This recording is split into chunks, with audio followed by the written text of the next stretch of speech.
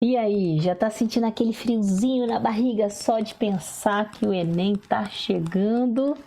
Pois é. E o que a gente precisa fazer, já que ele tá chegando? Ainda dá tempo de lembrar algumas coisas? Na verdade, eu diria para você que não é que dá tempo. Você precisa lembrar. Por que você precisa lembrar? É como se fosse o computador que tem aquela parte em arquivos recentes. Fica fácil de você acessar, porque está recente. Agora, se ele foi utilizado há muito tempo, você vai conseguir acessar, mas nisso você vai o quê? Você não vai conseguir otimizar o tempo, porque você vai ter um tempo determinado e específico para poder fazer o seu melhor, tá certo? Qual é o meu objetivo aqui? É nessa série, vamos dizer assim, uma sequência de vídeos, estar lembrando todo o conteúdo, mas também estar proporcionando para você uma otimização do seu tempo, tanto na revisão como no momento em que você vai estar lá executando a sua prova. Então eu convido você a continuar comigo nesse vídeo para que você possa sair daqui vendo e ficando que você sabe, você pensa que não, mas você sabe muita coisa, você vai estar relembrando isso aí, deixando na memória recente e ainda vai fazer uma otimização do seu tempo. Bora lá!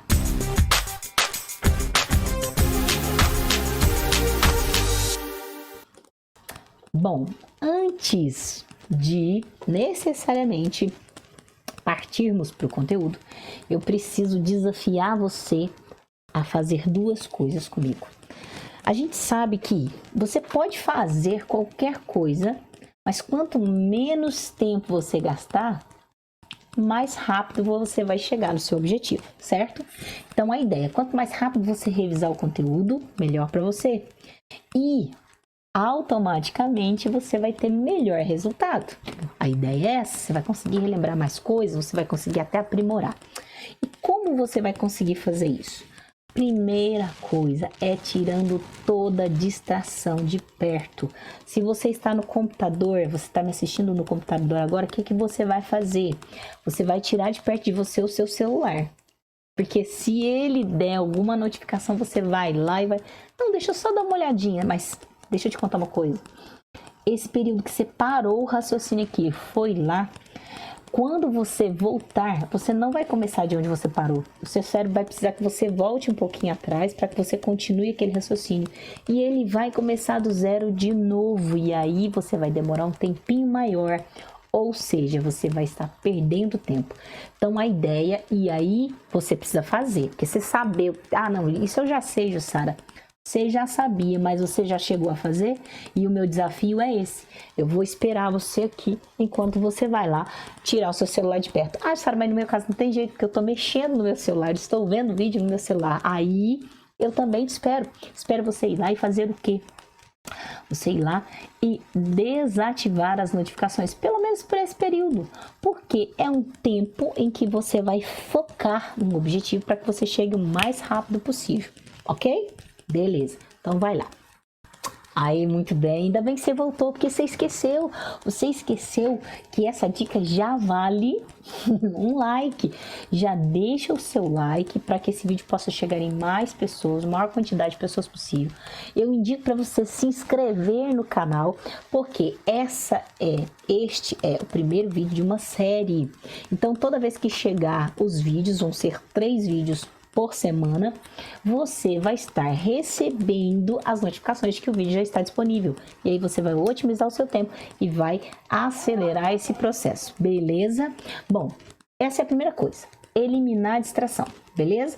Pega a água, põe perto de você, porque aí você já vai, toma uma aguinha, para você não ter que ir lá beber água. Deixa perto de você papel, caneta, lápis e já vai aí para anotar o que você acha importante, pausar na hora que você acha que deve ser pausado e bora lá. Bom, a segunda é para quando a gente começar mesmo o conteúdo, a gente não pare e vá até o final naquele raciocínio, eu junto com você. Aí você vira para mim e fala assim, eu já tô aqui, Jussara. Corpo presente, mente ausente, já ouviu falar nisso? Quer dizer que sua mente tem tanta coisa lá dentro, tem tanto pensamento que você acaba não estando aqui. Só fisicamente. Nesse caso, virtualmente, né? Mas a minha proposta a você é ensinar além de relembrar a física, é ensinar para você que é possível você estar aqui com seus pensamentos. E para a gente começar a fazer isso, a gente vai fazer hoje 3 respirações fundas. 3.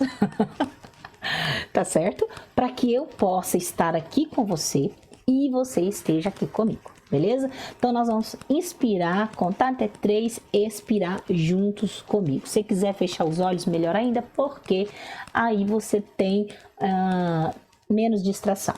Beleza? E aí, quando eu falei de respiração, tenho certeza que você já passou a prestar atenção. Você nem estava lembrando, estava automático. Você nem estava lembrando que você respira. Porque é automático, mas quando a gente fala, a gente começa a prestar atenção na nossa respiração. É ou não é? Então, você vai prestar atenção na sua respiração para que você fique aqui comigo, tá bom? Então, vamos lá. Fechou os olhos. Só me escuta agora. Aí você vai inspirar.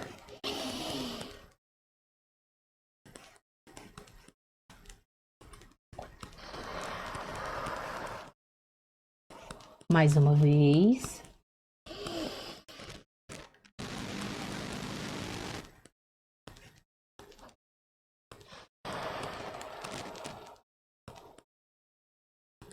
Última vez.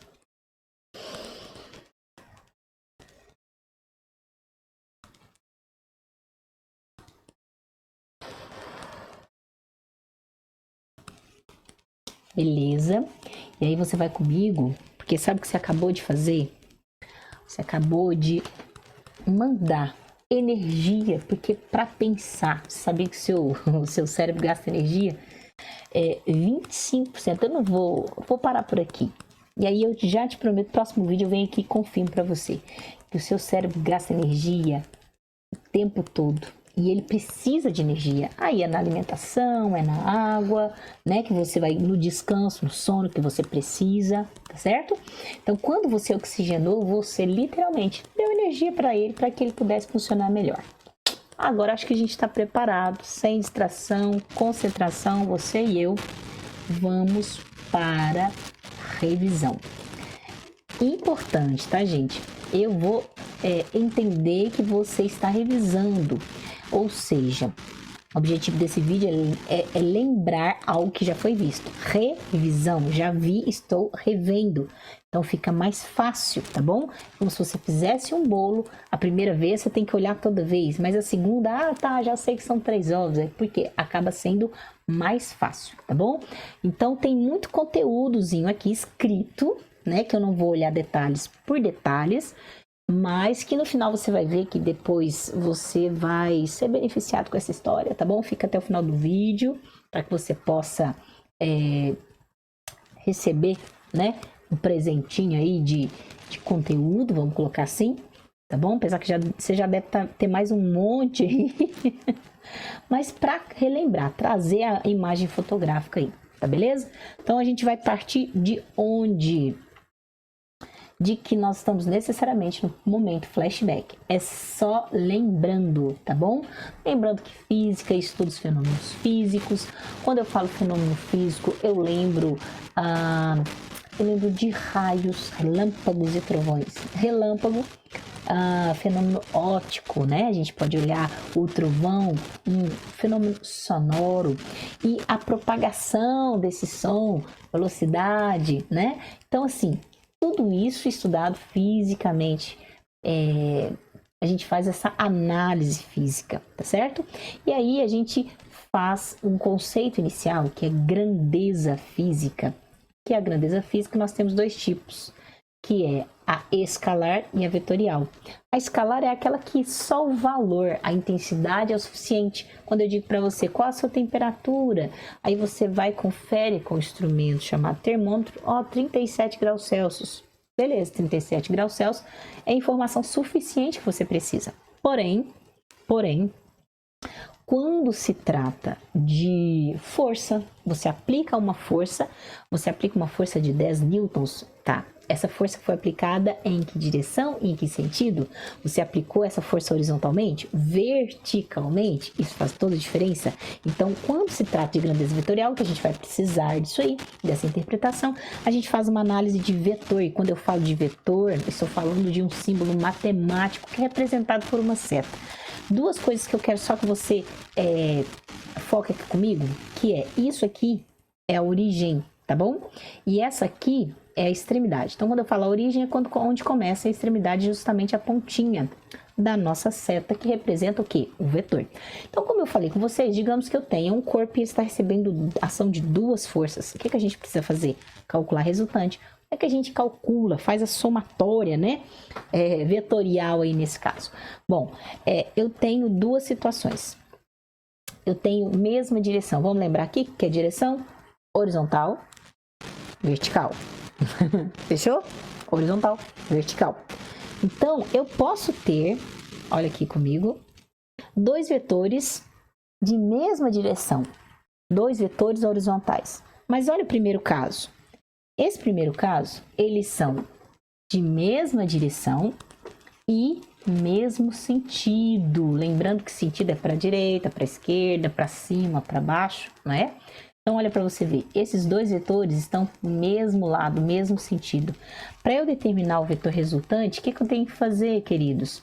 É necessariamente a soma, tá? Isso aqui em outro momento, em outro vídeo, eu posso explicar para quem precisar. E se você precisa entender melhor isso aqui, deixa aqui nos comentários. Coloca aí, Sara, eu não entendo essa história de vetor, como é que eu vou somar, como é que vai acontecer?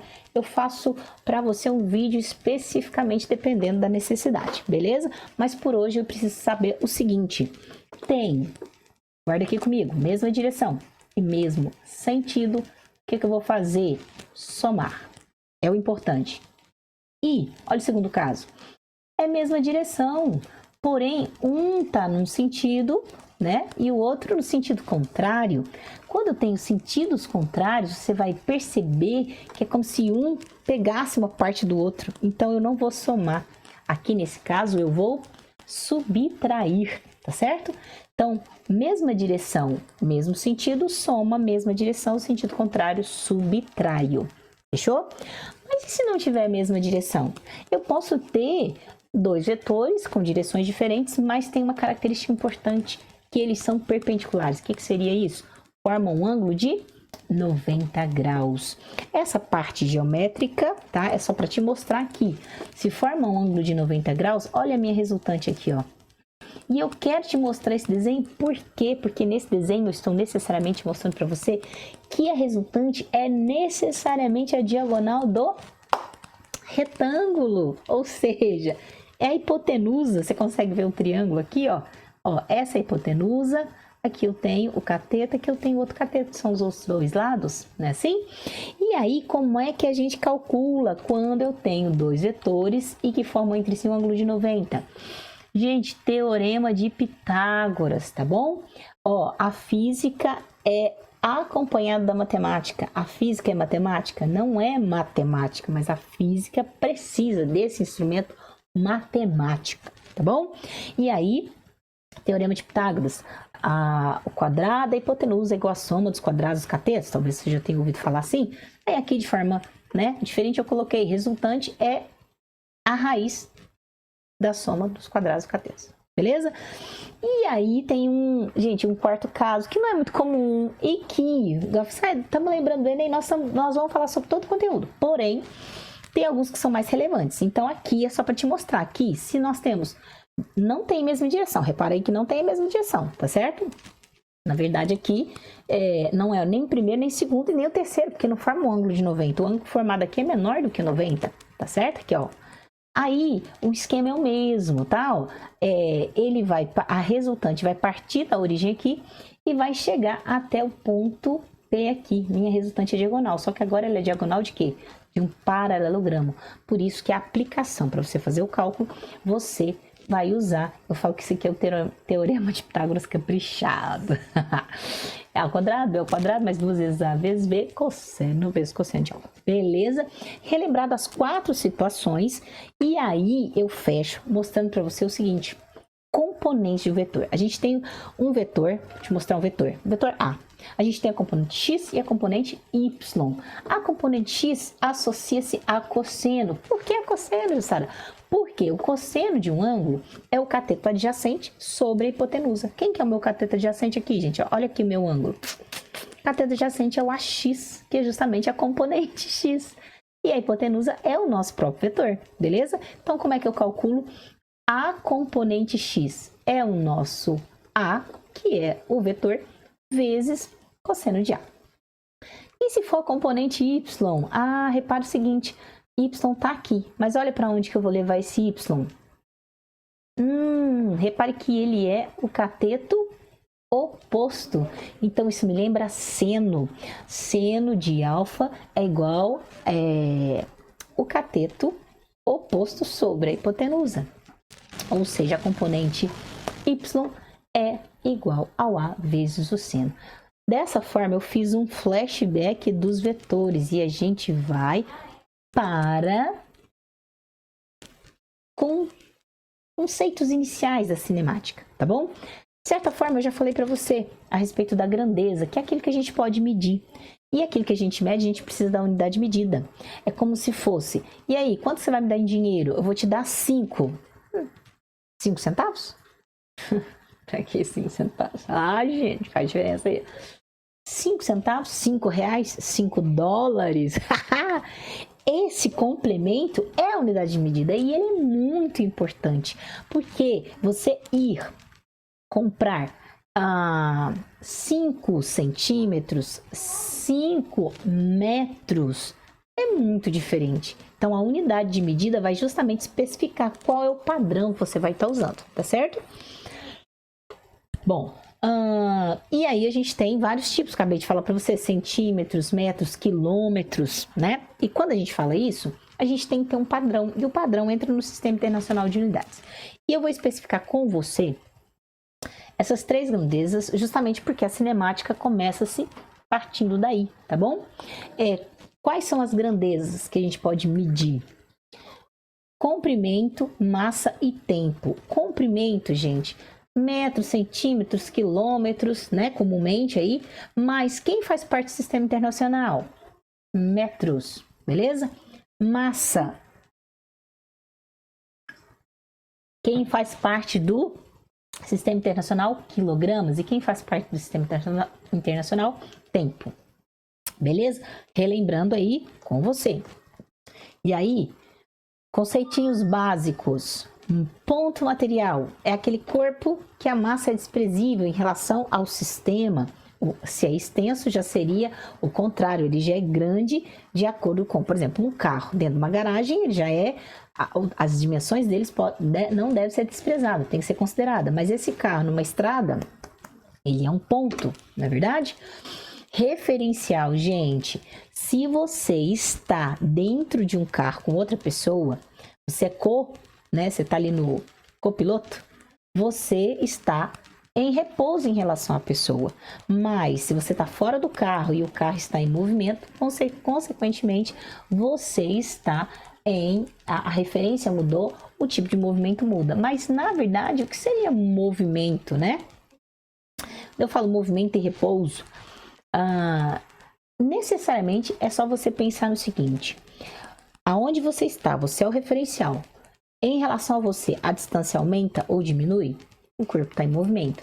A distância não aumenta e não diminui, não há diferença entre essa distância? O corpo, na sua referência, está em repouso. Fechou?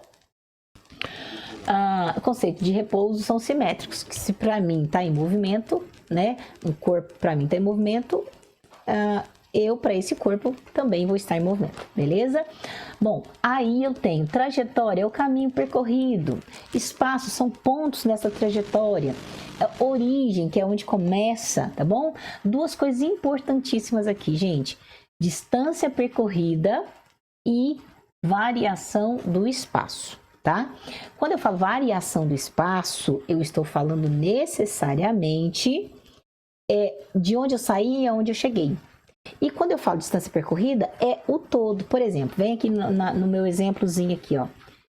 A minha Variação, ele saiu do ponto B, ele foi lá no ponto J, ele andou de -2 até 6, ou seja, ele andou 8, e aí ele voltou até o 3, ou seja, andou mais 3. Então, 8 com 3, ele andou 11, tá certo? Então, a distância percorrida dele seria 11. Em compensação, a variação do espaço é a distância que ele estava inicialmente até a distância onde ele finalmente chegou. Ou seja, é de -2 até 3, ou seja, 5, nesse caso, metros, porque ele está contando cada um aqui como sendo metros. Vamos ver se a gente termina isso aqui. Jogo rápido. Gente, velocidade, distância sobre tempo. E o que eu lembrei aqui, ó? Importante. Se você tem metros por segundo e vai para quilômetros por hora, tem que multiplicar por 3,6. Fique de olho na unidade de medida. A gente vai ter dicas aí futuras para vocês. Ó, gente, eu passei direto. E se eu estou em quilômetros por hora, preciso ir para o sistema internacional, metros por segundo. Quem faz parte do sistema internacional é metros por segundo. Consequentemente, você divide por 3,6. Queridos, necessariamente eu tenho aqui 2 exercícios que são do Enem. E esses 2 exercícios falam a respeito de cinemática. Mas como eu já tenho 20 minutos de vídeo, eu vou parar por aqui. Vou deixar para você um link posteriormente, tá? Das próximas aulas, para que você tenha acesso a esse material, beleza? Para que você possa fazer aí um feedback para verificar o que você entendeu ou não e deixar aqui nos comentários. Ah, Jussara, você pode reprisar, você pode falar, pergunta, comenta, tá bom? O que você gostaria que eu falasse? A ideia é trazer o conteúdo e a gente trabalhar com um exercício posteriormente. Mas para que a gente possa fazer isso, é muito importante que você não se distraia e que você esteja aqui comigo. Sou eu e você. Convida o seu colega que você sabe que vai fazer o Enem e que precisa dessas informações iniciais. Isso aqui é o básicozinho. E você vai ver... Não, eu não vou resistir. Volta aqui rapidinho comigo. Esses exercícios são tão simples. Oh, meu Deus. Buguei aqui, gente. Só um minutinho. Isso acontece. Quem sabe faz ao vivo. Vocês já viram isso? Ai, eu chego lá, tá bom, gente? O que eu quero mostrar para vocês? Que em um desses exercícios, ele é tão simples, tão simples. Será que eu consigo mostrar para você aqui de forma prática? Vamos ver se eu consigo mostrar aqui de forma prática. Ó, vem comigo, hein? Ó, tá mostrando aí para você? Fala para mim, apresentação de slide. Apresentação de slide. E ele não tá mandando, hein? Que triste isso. Ele é muito teimoso. Eu vou colocar aqui para você agora, acho que vai dar. E não deu. Tem que cortar aqui. Bom.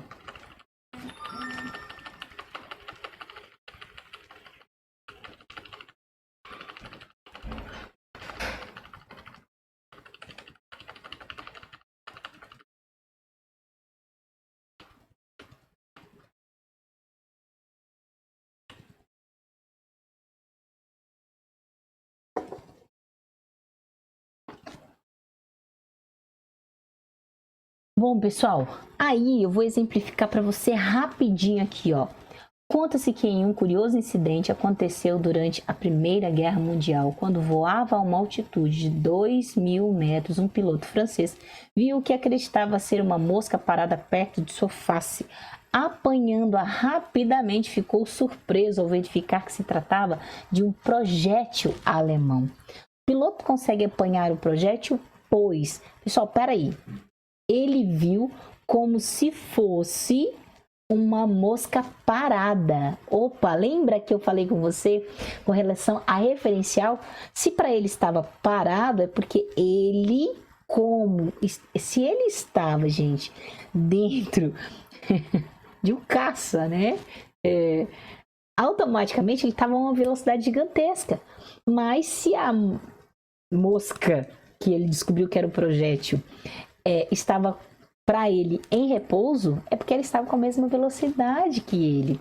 Ou seja, a resposta correta aqui para nós é a letra E. O avião se movia no mesmo sentido que o dele, com velocidade e mesmo valor.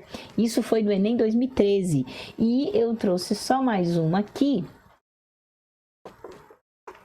para você.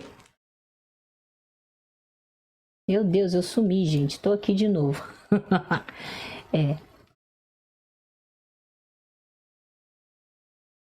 Dois piques aí, hein?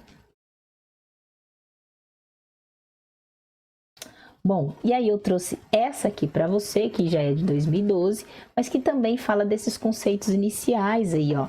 Lembra que eu falei? Velocidade é igual a distância sobre tempo. Olha que questão fácil. Uma empresa de transportes precisa efetuar a entrega de uma encomenda o mais breve possível. Para tanto, a equipe de logística analisa o trajeto desta empresa até o local da entrega.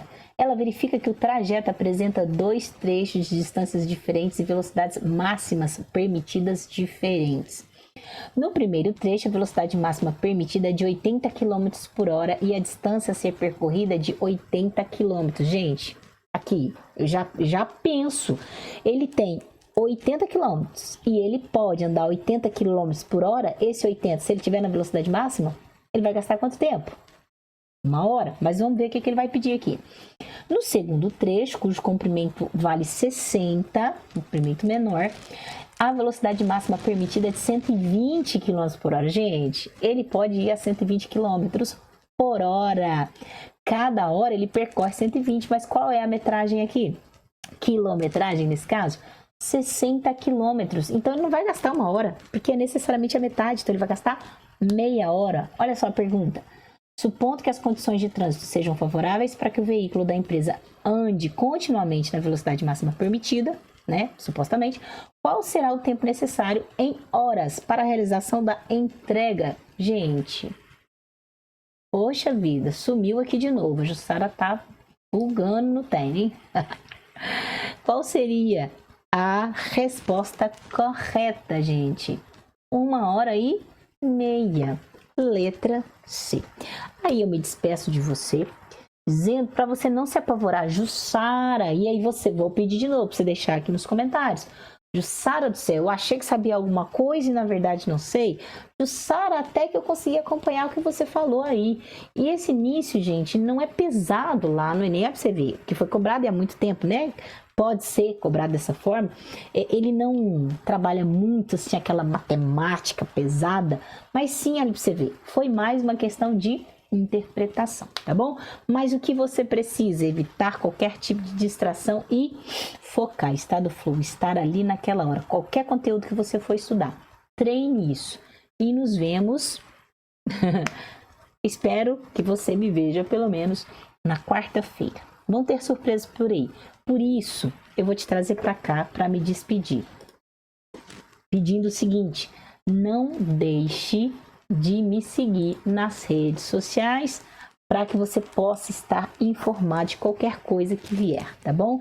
E se inscreve no canal, deixa o seu like. Você não deixou o seu like, né? Então não sai desse vídeo sem deixar o seu like e ativa o sininho.